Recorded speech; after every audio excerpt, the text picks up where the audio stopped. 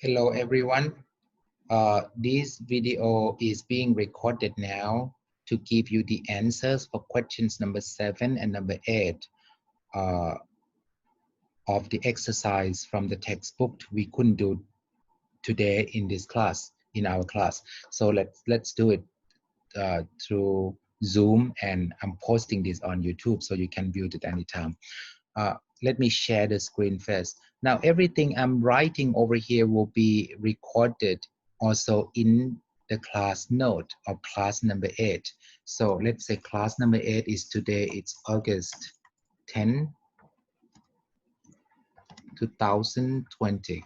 Okay, so I'm just giving you the answer to question number 7 first, and this will be based on the criteria, the syntactic criteria of judging the multi-classes word, the word with multi-classes, sorry, we study in class from number 7.1 and 7.2. Let's take a look at 7.1 first. Now, for number 7, we need to analyze all the underlined words here, and then we have to analyze them in terms of forms and functions. All right, so let's take a look at form first. I think we begin with number 7.1. Let me do this. Here you can see that this is what we call a noun, right? For this one, I don't need that, a noun here. In number 2, this one would be, well, you can call that a noun, but for a verbal like this, you better call that gerund this time. And this one over here, I think, because it comes after the particle to, then you can say this is infinitive verb, or a verb and infinitive verb. So let's say infinitive verb. Right. Now, these in terms of form. Now, how do we know they take like a form like this? One of the things you can use as the criteria is the slot that it occurs. Now, this one over here occur after determiner the.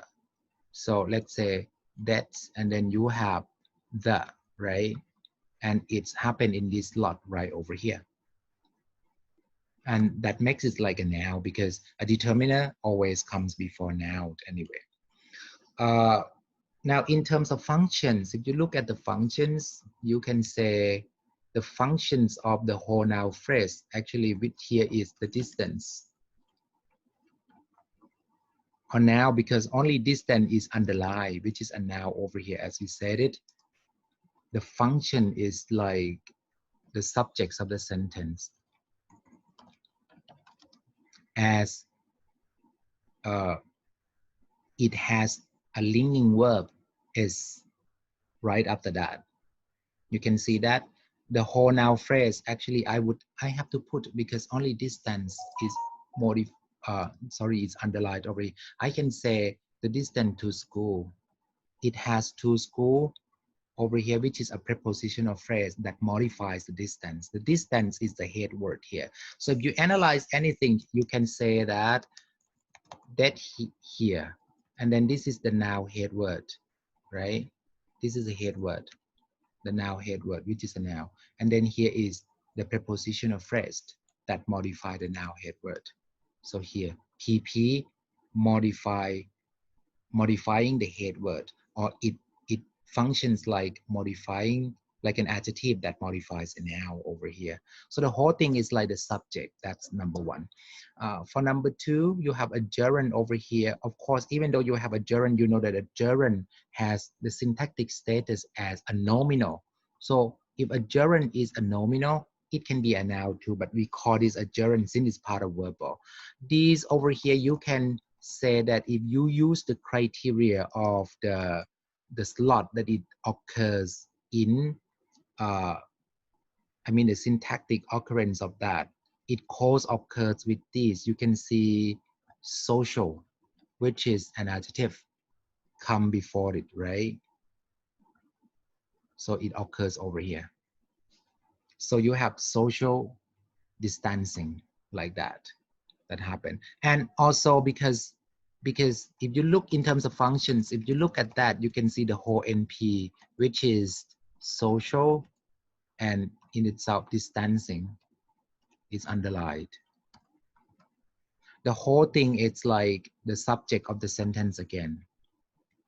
Since it is followed by the linking verb is again, and after that a very common term in 2021. Now, that's all.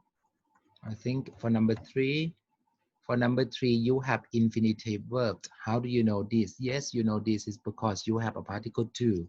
Right after that, it occurs with particle twos, and it occurs right after particle two over here. Normally, you have a verb. Now, this verb over here, you know, is the head word of the whole infinitive phrase to distance her from her boyfriend. So the whole thing is actually infinitive phrase, as you can see this, or to distance, you underline this one here, distance her from her boyfriend, is a direct object of the verb wished in this sentence. So her mother wished what?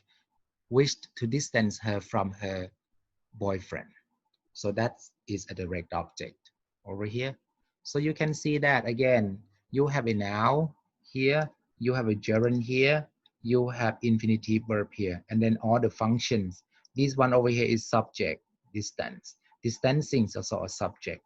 And then to distance, this infinitive verb plus its complement over here and a modifier, her boyfriend's, right? No, sorry, from her boyfriend's modifier. Her is a complement to distance. Distance here is a direct object of the verb wished. All right, so that's for 7.1. Now 7.2, oh, we have 4. Number 1, he rolled off the bed. This is easy. If you take a look at that, you can see that off actually comes before, that's the slot that it happened. So I would say off come before a noun phrase. And that noun phrase is the bed. So sure, before that you have a verb, rolled. You can see that, right? So what happened between verb and another noun phrase? That would be what we call a preposition. So I can say of here is a preposition, which is part of PP of the bed. And this is P here, or the preposition of over here is just the head word in the PP of of the bed. And as you can see that the P over here connects the bed with road, which is the verb of the whole construction. So that is P. And of course, the function is to connect road to the bed, right? Just like that. Now, number 2, today is my off day. I like that. Today is my off day. Well, yes, number 2. If you look at number 2, off here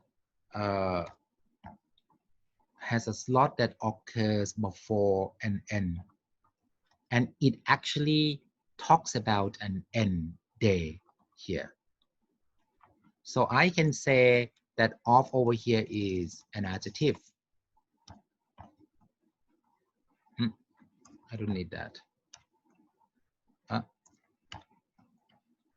This is an adjective. This is attributive adjective that occurs before day. So here is an adjective. It occurs before the, it modified day. Today is my off day. That's it. The next one, off over here, has something to do with take. The transitive verb take and my shoe, which is the direct object. And off here, modify take, my shoe. So I would say what it happened over here, it's like the slot is you have take, which is a verb, sorry. how do I do this? Take, right? And this take come with the direct object. Let's put a verb instead. Oh, I don't know, verb. Hey, we don't want that. All right, verb plus a direct object, which is my shoe. And then that is where the slot that it occurs after, at the end of the construction. But off here talks about takes my shoes off. So when off modify take my shoe off, I would say off here is an adverb. And it's adverb which is a modifier of verb modifier, let's say. I forgot about this one. This is noun modifier. Last one. Next week we will have our day off. Well, if you look like part of this is off here, it's part of day, our day off. You look at the whole things here. It's part of the whole noun phrase. This is a noun phrase. What it happened is, this is funny because you have, will have, and have is the verb, right? So when have is the verb, the slot is just like the verb or have here. And have usually have a do or the direct object, our day. Our day.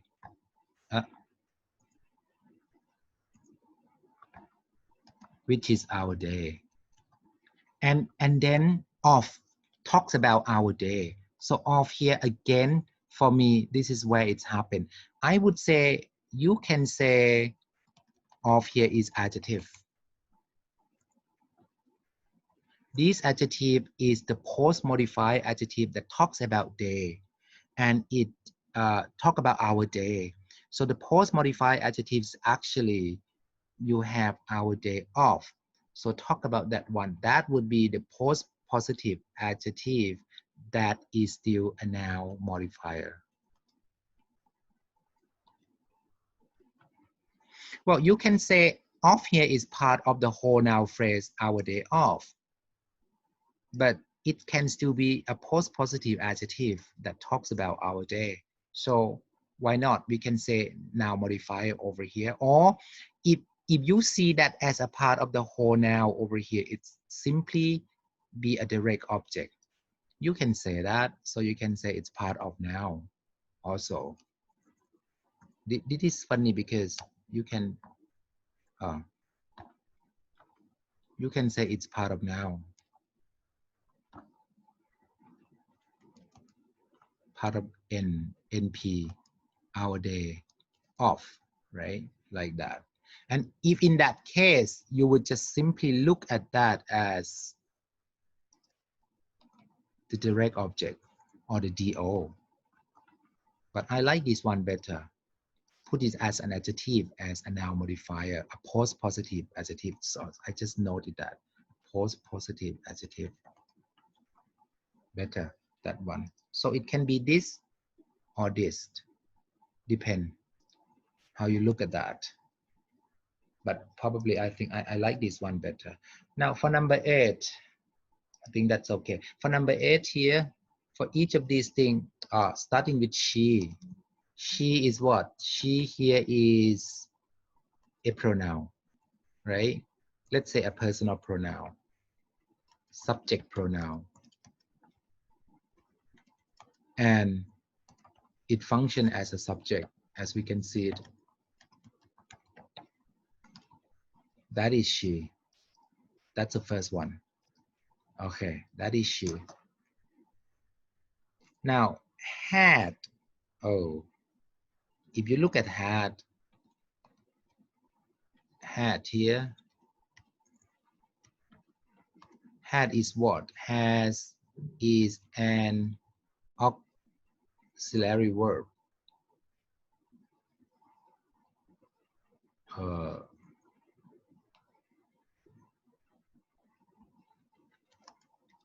Auxiliary verb over here, auxiliary verb. And this is like the auxiliary perfective verb. Let's say a perfective verb over here because it's perfective, and it is a finite, right, over here, this one, and it's a verb, and it comes before endorse, which is the main verb. All right, so we can say endorse is a main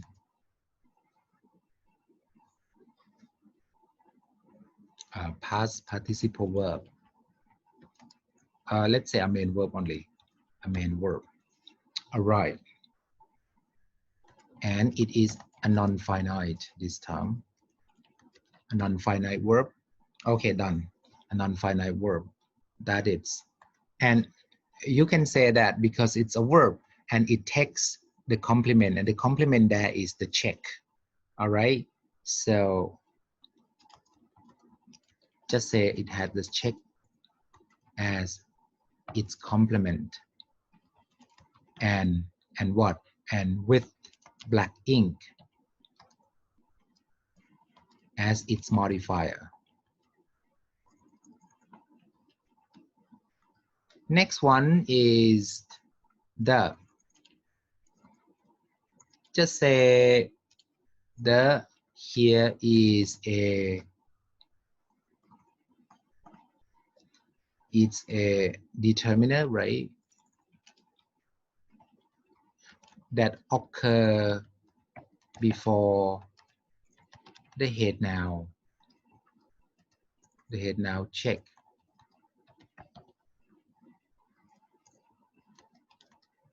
Why it's there? Because it state the definiteness of the noun or the head noun. Just to refer to what particular check you're talking about. Yep. All right. So here check. Here is a noun. Oh, I forgot the functions, right? So here we go. Or the functions, or we have the subject. Here we have the subject, which is a function. Okay, I highlight that. So I don't have to say function of the verb because it's still the verb. Also, I don't have to say the function. So check here is a noun, or the head noun, or a head noun of the whole noun phrase, or the head noun. And it functions as what? As a direct object of the verb, of the transitive verb,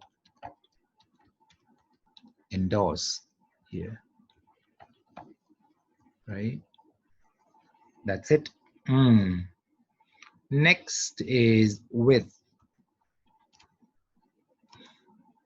Is a preposition, and it is a head word of the whole PP with black ink. If you take a look at that, you can see with black ink here is a PP, a preposition of rest. Next is black. This is an attributive adjective that modifies. Modify what? Modify ink. So its function is now modifier. Okay, I can say that. Last one is ink. Is a noun.